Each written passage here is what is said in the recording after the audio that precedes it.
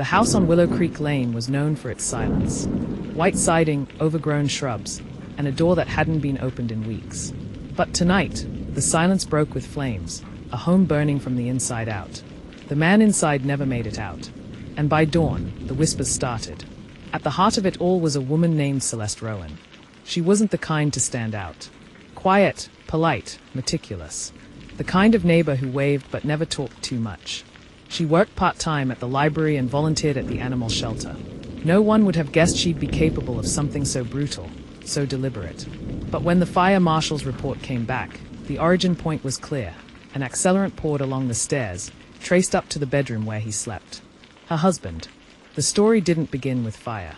It began with silence, with slow wounds, with a marriage that looked picture-perfect to the outside world.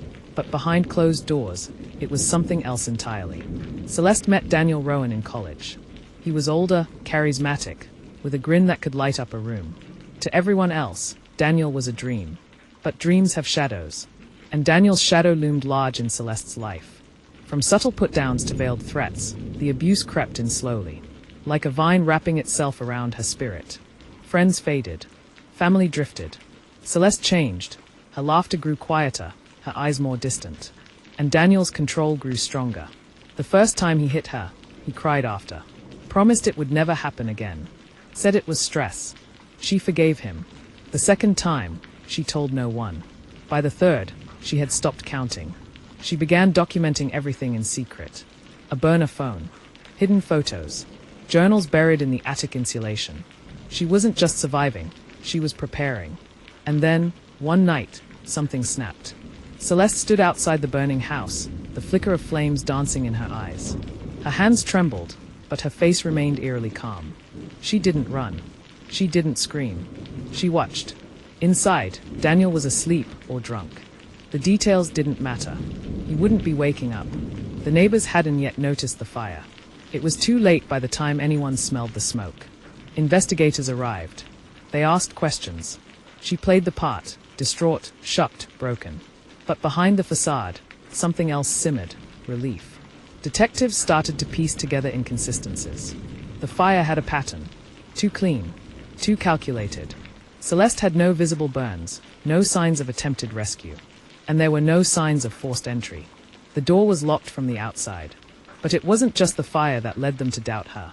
It was the journal. Weeks later, a maintenance worker found it tucked behind insulation in the attic. It detailed everything. Years of abuse. Nights filled with bruises and fear. Plans. Thoughts. Dark ones. Ones that hinted at revenge. The kind of revenge that burned. Was it a confession? Or a cry for help? The public was divided. Some saw a battered woman pushed beyond her limits. Others saw a cold-blooded killer who planned her husband's death and made it look like survival. Celeste was arrested 2 months later. Her mugshot didn't scream murderer. She looked tired, small, like someone who hadn't slept in weeks. But the prosecution had a narrative. One of vengeance, premeditation, and deception. They brought in fire specialists, arson experts, psychologists who claimed her journals were not therapeutic. They were evidence. The defense painted a different picture. A woman trapped, abused, tormented for years, with every option closed to her, until only one remained. The courtroom was packed every day.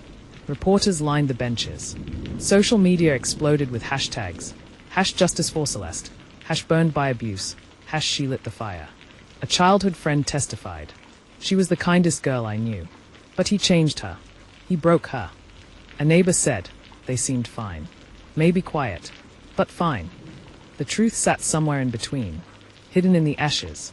When the jury returned, the air was thick with tension. Celeste sat still, hands clasped, face unreadable. Guilty. Of manslaughter. Not murder. The judge cited her history of abuse, the evidence of trauma, and her lack of prior criminal behavior.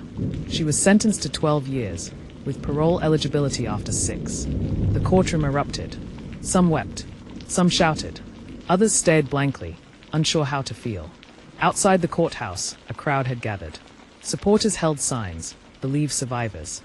She fought back. Others held signs too, "Justice for Daniel." Fire isn't self-defense. In the following days, media outlets flooded with commentary. Was this justice? or a failure to condemn premeditated killing? Was Celeste a villain, or a victim of a system that failed to protect her until she took matters into her own hands? Behind bars, Celeste began to write again. Not in secret, not in code, but openly. Letters to advocacy groups. Journals published anonymously. She told her story from her perspective, not as an excuse, but as a warning. A look inside the slow unraveling of a soul under siege. She spoke of the fire, not in pride, but in pain. I didn't light it out of hate, she wrote. I lit it because I couldn't live another night in that darkness. In prison, she found unlikely allies. Other women with similar stories. Different endings. Some worse. Some still stuck. Her writings began to circulate. A movement sparked. Celeste's voice became a rallying cry for survivors of domestic violence. But not everyone saw her as a hero. Daniel's family protested every publication. She killed our son, his mother said. She doesn't deserve a platform. The debate reignited. Could redemption coexist with a crime? Could a victim also be a perpetrator? And as Celeste stared out the small window of her cell, watching sunlight paint the concrete floor, one question remained unanswered. If she had a second chance, would she do it again? Sarah's mugshot looked more like a portrait. Eyes hollow but unwavering. Hair tucked behind her ears. A slight shadow of soot lingered along her jawline, almost like she wore the fire on her skin. The arrest didn't shock the town, it divided it. Some whispered that she was mentally ill. Others muttered that she had finally snapped. But her students, now grown, left flowers at the ruins. Thank you for saving me, one note read. Inside the notebook Sarah turned in were dates, quotes, and even dialogue. It wasn't a confession, it was a narrative. She wrote about how Adam manipulated her, how he rewrote her brain one cruel phrase at a time. She described the moment she realized she was alone, even when surrounded by people. The moment she stopped asking for help. And the night she looked in the mirror and didn't recognize herself. Burning it down, she wrote, wasn't just about him. It was about shedding the skin he made for me. Psychologists who reviewed her case called it a perfect storm of trauma, isolation, and planning. But they couldn't agree on whether she was dangerous or finally free. The courtroom was packed on the first day. News trucks lined the streets. Commentators speculated whether she would plead insanity, guilt, or something in between. She pled not guilty. Not because she didn't do it, but because, in her words, I did what your system never would. Her defense lawyer was young, passionate, and trembling when he faced the jury. This woman was imprisoned long before that fire, he said. She lived in a cage made of manipulation, surveillance, and fear. Prosecutors painted a different picture, methodical, cold, calculated. A woman scorned who chose murder as revenge. But Sarah was unmoved. She sat through each witness testimony, each accusation, without blinking. When asked if she regretted it, she simply said, I regret staying silent for so long. Midway through the trial, the entire room shifted. A young woman in her 20s stood at the witness stand. Her hands trembled as she spoke. I knew Adam. I met him when I was 17. He promised to help me get into college. Then he asked for pictures. Gasps echoed across the courtroom. More women followed, all with similar stories: blackmail, manipulation, fear. One even said Adam threatened her with videos he claimed he'd share with her father if she spoke. The defense argued this pattern established Adam as a predator, someone capable of the exact behavior Sarah had described for years. Suddenly, the trial wasn't about a fire anymore. It was about everything that led to it. When the jury returned after 3 days of deliberation, the room held its breath. They found Sarah guilty, but of voluntary manslaughter, not murder. The judge sentenced her to 5 years in prison, with parole eligibility after 2. The courtroom buzzed. Some shouted injustice, while others wept in relief. Sarah only nodded. To reporters, her lawyer said, she wasn't asking for freedom. She was asking to be heard. Sarah was transferred to a women's correctional facility 2 counties over. She declined all interviews, refused media requests, spent her first month in the prison library, reading fiction. Her journal entries during this time were later leaked. One read, I'm not waiting for forgiveness. I'm waiting for peace. Life behind bars was strange, but quieter. Sarah taught GED classes to fellow inmates. She organized a book club. Some inmates were skeptical. Others gravitated to her immediately. She never spoke of the fire, but one woman later said, you could feel it in her, that she'd already survived the worst. Despite early resistance, Sarah gained a quiet respect among the inmates. When fights broke out, she was the one who broke them up. When someone cried in the bathroom, she slid notes under the door. Outside, the world hadn't forgotten her. Documentaries, articles, even a crime podcast dissected her case. Advocates for domestic violence victims pointed to her as a symbol. Politicians debated whether her sentence was too lenient or too harsh. 2 years passed, and then, one morning, her cell door opened. "You're being released," the guard said. Sarah stood. No suitcase, no bags, just the clothes she came in with, and a fire in her eyes that had not yet gone out. It was 2:17 a.m. when Julia bolted upright in bed, her breath ragged and her chest tight like a vice. She swore she heard something, a whisper. Not a dream, not the wind, a whisper that didn't belong. The old house creaked under its own weight, the walls seeming to exhale in the dark. But this time, it wasn't just the house settling. It was his voice, a memory, or a ghost. Julia clutched her blanket, eyes wide, staring at the door. No one should have been there. But her mind, fragile from weeks of sleeplessness and a rising tide of dread, couldn't quite separate reality from paranoia anymore. The whisper came again. A single word, liar. She scrambled out of bed, pacing in tight circles. Her hands trembled as she lit a candle. She had stopped trusting the lights after the bulbs began to flicker without explanation. It had started after the fire, after the sirens and smoke and disbelief. Her brain, it seemed, refused to let the night go. And neither did the house. Julia returned to the hallway where the fire had begun. Charred streaks still marked the floorboards, even though she'd scrubbed them raw. The stench of soot had never quite left the walls. The insurance money had helped replace the furniture, but not the trauma. She traced her finger along the burn marks. That night had burned into her just as much. Darren's screams, brief, muffled, then gone, still clawed at her in dreams. He had begged her to stop, but the gasoline was already poured. The match already struck. Everyone thought she did it out of rage. That it was revenge. That it was justice. But no one knew the truth. Not really. No one saw what she saw behind closed doors, the manipulation, the bruises, the breaking down over time. While clearing out the attic, Julia stumbled upon something she had forgotten, a journal Darren kept, hidden beneath loose floorboards. It wasn't full of poetry or business notes like she expected. No, these pages were laced with venom. He had detailed every manipulation, every twisted thought, every plan to make her believe she was the problem. The trick, he wrote in one entry, is to become the air she breathes. Slowly, quietly, until she can't tell who she is without me. Julia's hands trembled. Her breath caught in her throat. She wasn't crazy. She wasn't overreacting. He had written it all down. Cold, calculated, proud. That evening, her phone rang from an unknown number. Static filled the line. Then a voice. Distorted. Male. Familiar. You thought fire would end me. Julia dropped the phone. Her knees buckled, and she crumpled to the floor.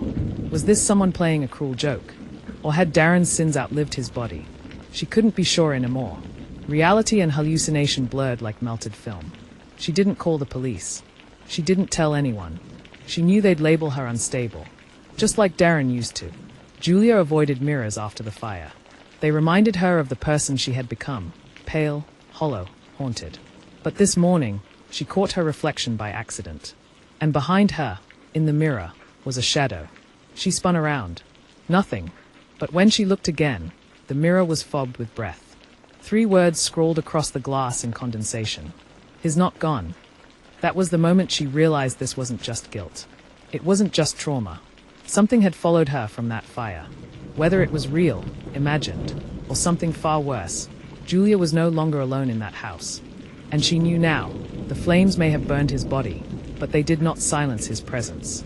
The aftermath of the insurance investigation did not bring solace, only more unease.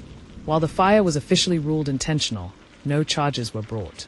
Clara was questioned but never arrested. There simply wasn't enough to tie her to the act. Her alibi, shaky though it was, held.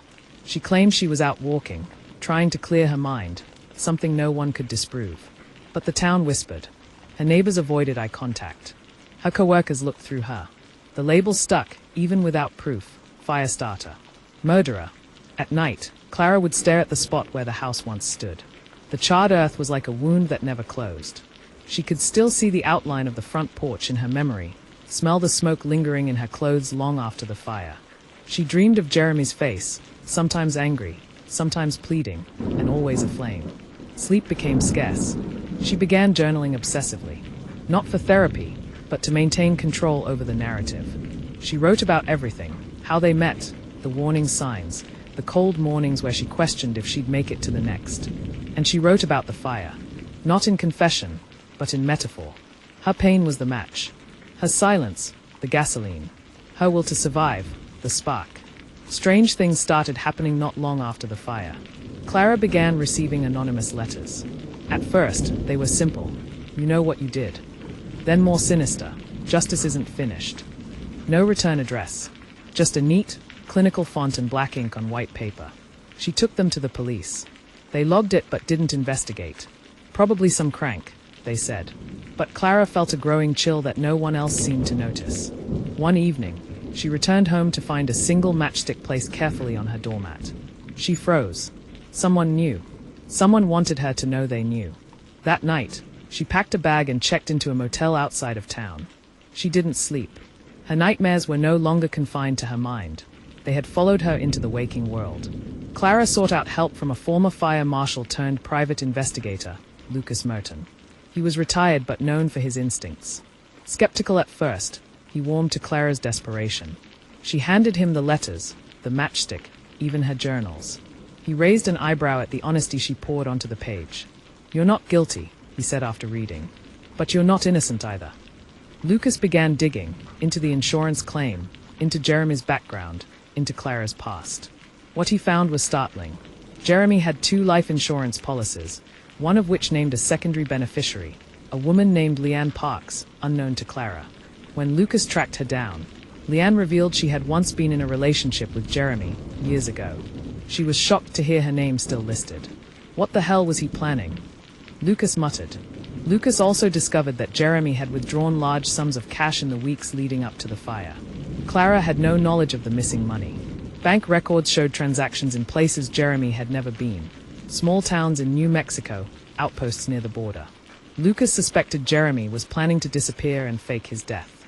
Maybe he lit that fire himself, Lucas proposed. And it just went wrong. But that raised another question. Was Jeremy dead at all? Clara had seen the body, or at least what was left of it, identified through dental records. But could it have been staged? A body swapped. The more they uncovered, the more the certainty of Jeremy's death unraveled. Clara began to question everything. Was she being haunted by guilt, or by someone still alive? Late one night, Clara received a call from an unlisted number. A distorted voice spoke. "You weren't supposed to survive." Then the line went dead. She dropped the phone, her hands trembling. Lucas traced the call, but it was routed through multiple dummy lines. "Whoever did this knew what they were doing," he said. "And they are not done." Clara found herself spiraling. Her sense of safety was gone. Her grip on reality frayed. The fire, she now realized, wasn't the end. It was only the beginning. Lucas decided it was time to visit the morgue records. They wanted to confirm once and for all that the body pulled from the fire was truly Jeremy's. But what they found only deepened the mystery. The dental records had been submitted from a private practice that no longer existed. The dentist's license had expired before the fire. And the final blow. The body had never been DNA tested. Who the hell did we bury? Clara whispered. The fire had long been extinguished, but its embers still burned in the memories of those who had witnessed it. Smoke-stained wallpaper peeled from the walls of what remained of the house, a hollowed skeleton of a place that once held laughter, secrets, and silent screams. Lillian stood outside the wreckage every day since the arson, watching as investigators came and went, hoping they'd miss something she could remember. Her hair had grown, tangled with wind and ash. Her eyes were no longer hollow but filled with a storm that had not yet passed. She was not free. She was surviving. The townspeople whispered more openly now. Lillian had not been arrested, but neither had she been exonerated. Rumors bloomed like weeds, that she had planned the fire, that she had lured Jack inside, that it was a crime of passion, or worse, premeditated revenge. Jack's body had been identified through dental records. The coroner's report noted that he had died of smoke inhalation, not burns. It meant he had still been alive when the fire started. The thought tormented Lillian, though she told no one.